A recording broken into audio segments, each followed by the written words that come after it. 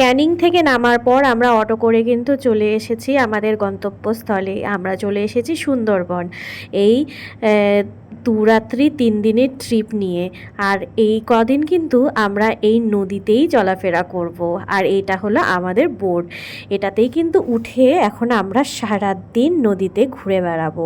আর এতটা গরম ছিল, নদীর একটা মিষ্টি ঠান্ডা হাওয়া আমাদের যেন অনেক আনন্দ দিয়েছে। আমাদের ব্রেকফাস্টে দিয়ে দিল লুচি আলুর দম। আর তারপরে দেখো, এই ফলটার নাম আমি ঠিক জানি না, তোমরা জেনে থাকলে অবশ্যই জানিও।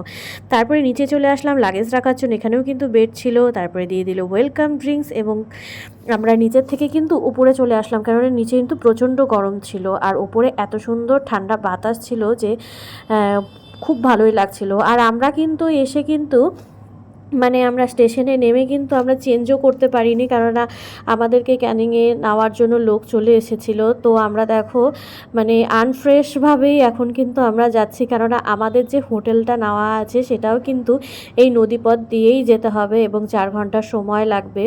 তো ততক্ষণের জন্য কিন্তু আমরা আনফ্রেশভাবেই এই মানে ট্যুরটাকে এনজয় করব। আর খুব গরম লাগছিল, মনে হচ্ছিল যে স্নান করে তারপরে ফ্রেশ হয়ে যদি ঘুরতাম তাহলে হয়তো আমাদের ঘোরাটা আরেকটু ভালো লাগতো, কিন্তু কি করা যাবে, মানে প্যাকেজটা ওইভাবেই করা। আর এই দেখো পাশাপাশি দুটো ট্রলার কিন্তু একসঙ্গে যাচ্ছে এবং তারপরে কিছুক্ষণ পরে আমাদের কিন্তু দিয়ে দিল যে আমুদি মাছ ভাজা। তো সেটা খেয়েই কিন্তু আমি এখানে দাঁড়িয়েছিলাম। নদীর এত সুন্দর হাওয়া দিচ্ছিল, যেটা নাকি আমার খুবই ভালো লাগছিল।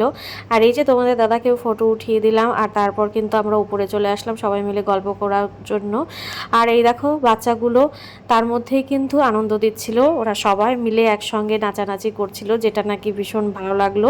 তারপর এখান থেকে আমরা যাব আরেকটা জায়গায়, সেটা নামটা আমি এখন বলবো না, সেটা কিন্তু আমি পরের ভিডিওতে বলবো। আর এই সুন্দর একটা অভিজ্ঞতা নদীর মধ্যে খাওয়া দাওয়া, সেটা কিন্তু সব দেখাবো তোমাদেরকে। তো তোমরা কিন্তু সবাই সঙ্গে থেকো, দেখা হচ্ছে পরের ভিডিওতে। টাটা।